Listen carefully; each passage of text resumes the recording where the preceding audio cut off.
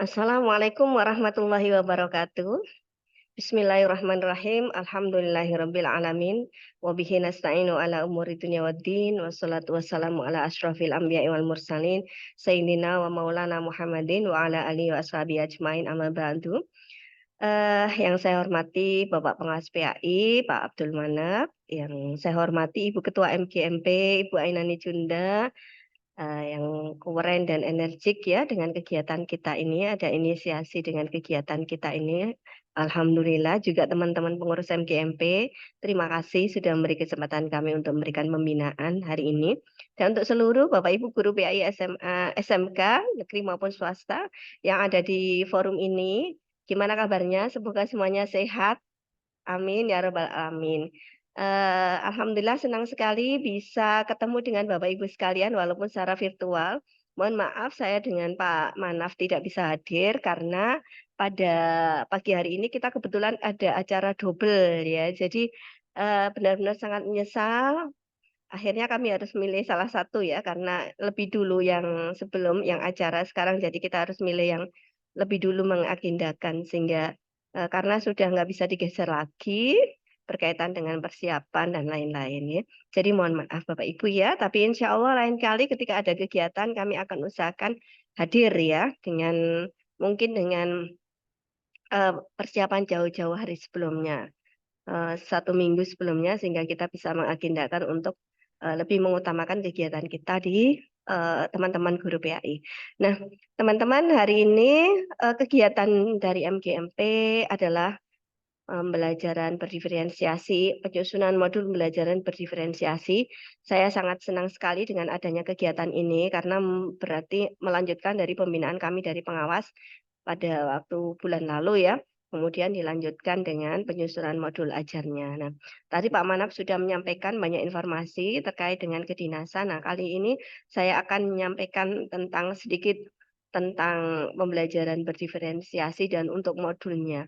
Saya kira untuk teori pembelajaran berdiferensiasi kita nggak perlu banyak-banyak ya Bapak Ibu ya, cuman mengingatkan kembali saja bahwa ada ada teori dari Ki Hajar Dewantara yang menyatakan bahwa siswa itu adalah seperti kertas putih yang punya tulisan yang masih samar-samar. Nah, tulisan yang masih samar-samar ini berupa bakat dan minat. Guru tidak bisa merubah mana tulisan itu, namun hanya bisa menuntunnya menuju ke ini ya, yang lebih nyata. Nah, karena setiap anak itu memiliki tulisan yang berbeda-beda, sketsa yang berbeda-beda, dan keunikan yang berbeda-beda. Itulah yang harus kita dampingi sehingga anak-anak bisa, memiliki bisa memberdayakan seluruh bakat dan minatnya untuk menuju keberhasilan dalam hidupnya. Nah, ini yang harus kita lakukan. Jadi setiap individu itu unik, dikodratkan memiliki keunikan yang berbeda-beda. Ada ketertarikannya beda, gaya belajarnya, kesiapan belajar, dan juga bekal pengetahuannya itu berbeda-beda. Dan tugas kita sebagai seorang guru itu adalah kita bisa, memaksimalkan potensi anak itu di bawah bimbingan kita. Tidak merubah, tapi maksimalkan yang sudah ada itu di bawah bimbingan kita. Nah, kalau biasanya sebelumnya kita memperlakukan anak itu sama. Nah, sekarang kita itu memperlakukan anak itu, menuntunnya ke arah, sesuai dengan sketsa masing-masing anak. Ibarat seorang petani ya, peran guru itu adalah mengupayakan agar bibit yang sudah ada itu kemudian ketika ditanam, maka akan tumbuh subur dengan menyiapkan lahan sebaik mungkin, kemudian merawat pupuknya dan menyainginya serta menyiramnya sehingga bisa tumbuh dengan maksimal. Nah, itu adalah filosofi dari pembelajaran diferensiasi. Jadi tugas kita ini adalah menuntun kodrat, kekuatan kodrat yang sudah ada pada anak dengan pembelajaran yang berpihak kepada siswa. Nah, disinilah munculnya pembelajaran berdiferensiasi. Yang dimaksud pembelajaran diferensiasi itu pembelajaran yang menghargai keunikan siswa, yang masing-masing siswa punya keunikan, punya sketsa yang berbeda-beda seperti fingerprint tuh Bapak Ibu ya. Fingerprint setiap orang kayak apa sidik jari setiap orang itu kan tidak sama. Ada jutaan orang di dunia ini, namun sidik jarinya itu tidak sama satu dengan yang lain. Itu juga keunikannya. Karena itu kita bisa memaksimalkan keunikan siswa, bakat dan minat siswa itu memberi kesempatannya dalam pembelajaran yang kita laksanakan di kelas kita. Nah, pembelajaran diferensiasi ini Bapak Ibu, kita terlebih dahulu kita harus memperhatikan keunikan siswa dari sisi minatnya, profil belajar, dan kesiapan belajarnya, yang nanti akan berdampak pada konten pembelajaran, proses pembelajaran, produk pembelajaran, dan lingkungan belajar dari pembelajaran kita. Ada 4 hal inilah yang nanti menyebabkan pembelajaran atau hasil dari analisis keragaman peserta didik ini akan berimplikasi kepada 4 hal ini di dalam pembelajaran kita. Ya, meskipun yang paling banyak umum digunakan itu adalah diferensiasi konten, proses, dan produk ya. Tapi tetap ada 4 ini kita bisa maksimalkan juga di lingkungan belajarnya. Nah, terkait dengan kesiapan siswa, yaitu kesiapan siswa dalam belajar. Nah, ini merupakan hal yang penting sekali dalam pembelajaran diferensiasi. Jadi ada anak yang siap belajar materi yang sulit, namun ada anak yang tidak siap belajar materi yang sulit, yaitu ya. Ada dalam pembelajaran materi Al-Quran sendiri, ada anak yang sudah sangat lancar bacaan Al-Qurannya, disertai tajwid dan makhraj, namun ada juga yang tidak seperti itu. Ada juga yang sama sekali bahkan belum mengenal huruf hijaiyah. Nah, ini kan berbeda-beda masing-masing anak. Nah, ini dengan guru mengetahui kesiapan belajarnya, maka guru akan dapat mengetahui dari mana titik awal kita berangkat untuk memberikan pembelajaran kepada siswa. Dan kita bisa mengkreasikan tugas-tugas kita sesuai dengan keterampilan yang sudah dimiliki oleh siswa. Nah, untuk kesiapan belajar ini, Bapak Ibu, kita bisa melakukan assessment dengan pre-assessment atau assessment diagnostik ya, di awal semester atau di awal setiap lingkup materi pembelajaran kita. Yaitu kita bisa melakukan pre-assessment atau assessment diagnostik sehingga kita bisa memetakan mana anak yang level-level anak untuk kesiapan belajar materi kita. Yang kedua, minat. Minat ini juga hal yang penting untuk kita ketahui pada siswa, karena dengan minat, pembelajaran disesuaikan dengan minat, maka anak itu akan menjadi semangat dalam belajarnya. Nah, untuk menentukan minat Bapak Ibu sangat mudah, bisa kita bertanya kepada siswa tentang minatnya dengan memberikan beberapa pilihan minat ya. Oke, kemudian berikutnya, bisa juga dengan survei, pertanyaan atau menghubungkan minat siswa dengan suatu topik studi. Bisa setiap awal studi kita menanyakan minat siswa yang mungkin beda antara materi satu dengan yang lainnya. Dengan minatnya dihargai, maka anak akan merasa senang dalam pembelajaran. Untuk moda minat mungkin Bapak Ibu sekedar diketahui ini ada seni, literatur, teknologi, atletik, ilmu sains, matematika, sejarah, jurnalistik, politik, bisnis, musik, liter, olahraga. Kalau moda ekspresi ada lisan, tertulis, rancang bangun, artistik, abstrak, dan layanan masyarakat. Jadi mungkin ada anak yang suka seni, ada yang suka teknologi, ada yang suka jurnalis, ada yang suka politik. Nah, ketika kita menghubungkan pembelajaran dengan minat siswa, maka mereka akan menjadi lebih tertarik dan lebih bermakna pembelajaran kita. Ada juga yang suka pidato, ada juga yang suka menulis dan suka melayani masyarakat dengan kegiatan sosial. Nah, itu minat anak bermacam-macam. Berikutnya ada preferensi belajar atau pilihan belajar. Ini cara-cara tertentu yang digunakan siswa untuk memproses informasi yang dipelajarinya. Nah, ini bisa gaya belajar, ada gaya belajar visual, auditorial, dan kinestetis. Kalau visual itu kan lebih banyak melihat, anak belajar dengan melihat ya Bapak Ibu ya. Jadi ketika membaca atau melihat sebuah coret-coret, melihat sebuah grafik itu lebih cepat belajar daripada mendengar. Ada anak yang belajar dengan telinga, auditif.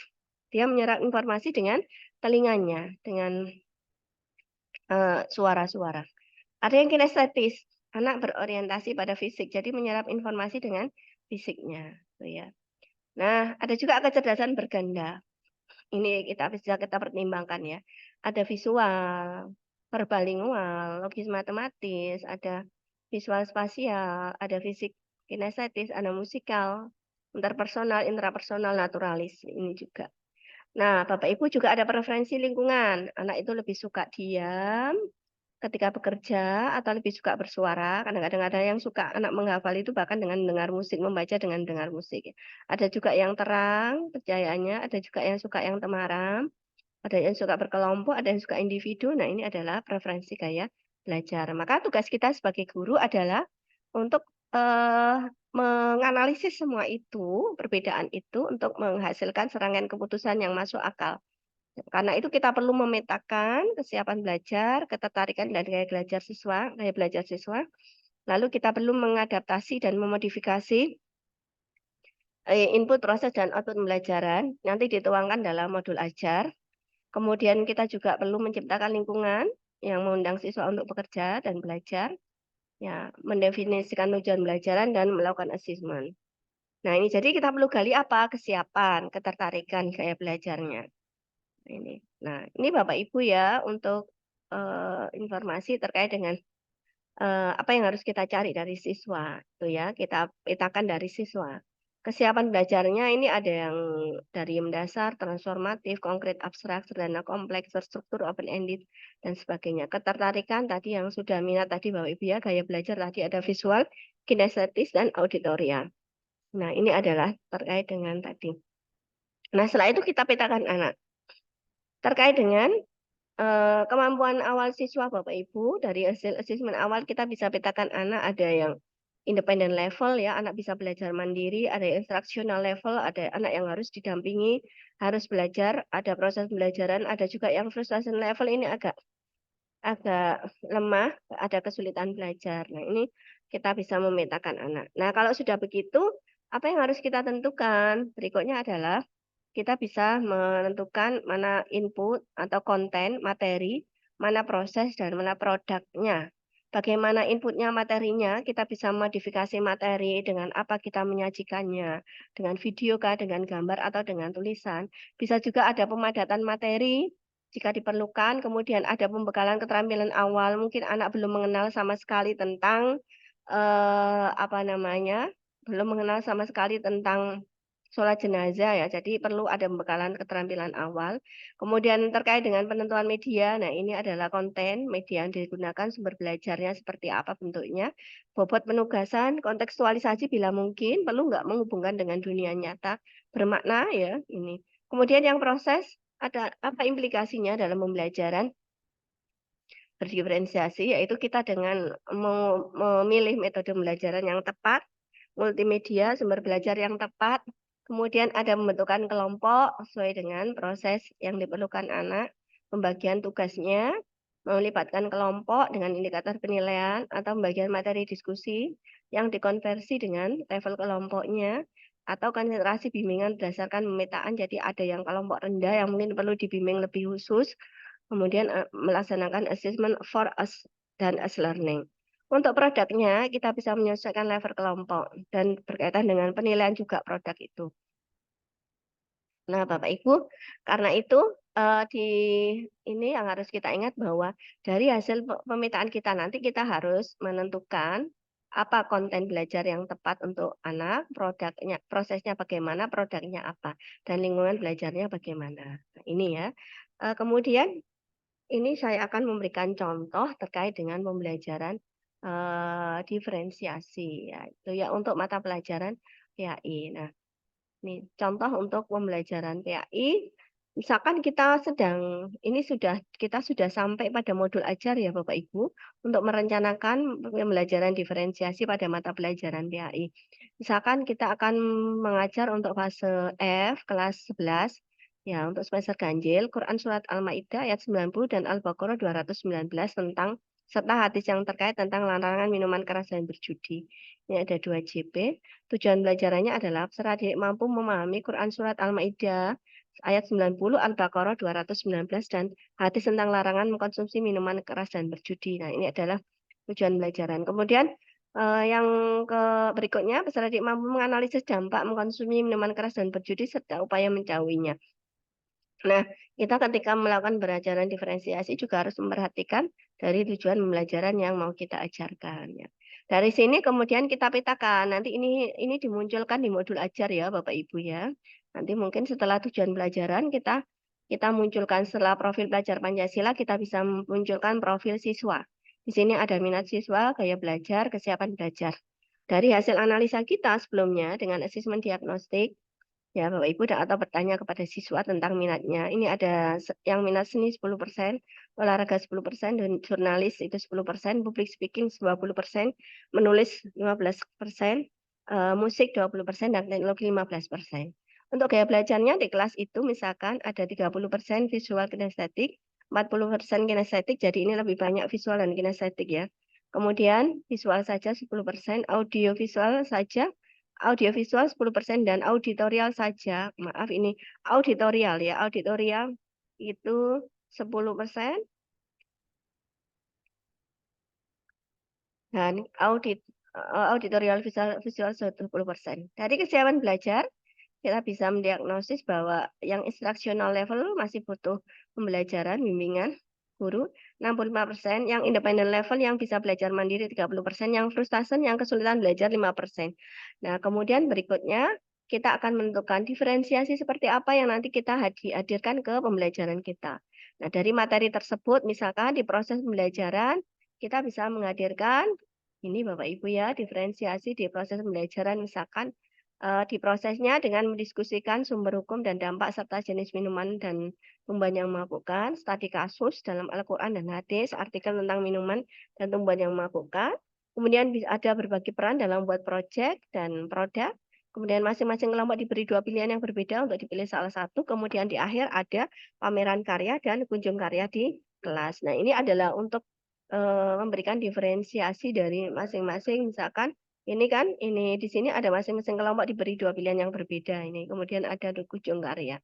Kemudian berikutnya untuk kontennya, diferensiasi konten, kita bisa memberikan untuk anak visual, untuk anak yang kinestetik dan auditorial tadi, audio visual dalam bentuk bacaan dan tulisan surat Al-Quran, surat Al-Baqarah ayat 90 dan Al-Maidah ayat 90 dan Al-Baqarah ayat 219.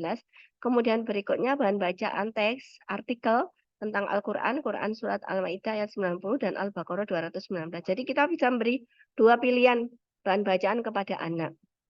Medianya juga bisa kita beri pilihan yang bisa mengakomodir anak yang visual, kinestetis, dan auditorial tadi. Kemudian produk, nah kita sesuaikan dengan minatnya.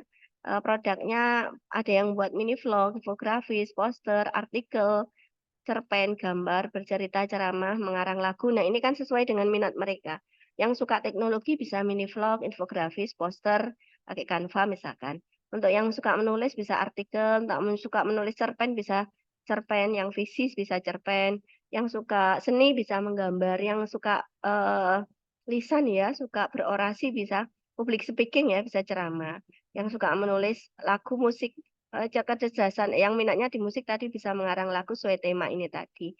Nah, kemudian lingkungan belajar diferensiasinya adalah ada yang di dalam kelas, di luar kelas, di perpustakaan, mereka bebas memilih.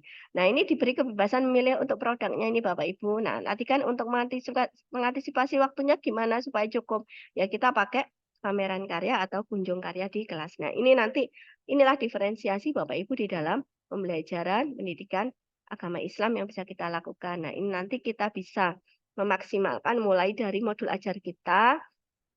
Jadi nanti untuk modul ajar, Bapak Ibu tidak harus memulai membuat modul ajar baru, akan tapi bisa menggunakan modul ajar yang sudah ada itu kemudian dimodifikasi, kemudian berikutnya masukkanlah analisis tadi tentang di perbedaan-perbedaan siswa tadi, dari minat, kemudian kesiapan belajar, kemudian gaya belajarnya, lalu kita tentukan diferensiasinya di mana, nanti ini adalah bisa kita taruh di bawah untuk kegiatan pembelajaran, Bapak Ibu ya. Jadi untuk pembelajaran diferensiasinya bisa ditaruh di bawah kegiatan pembelajaran.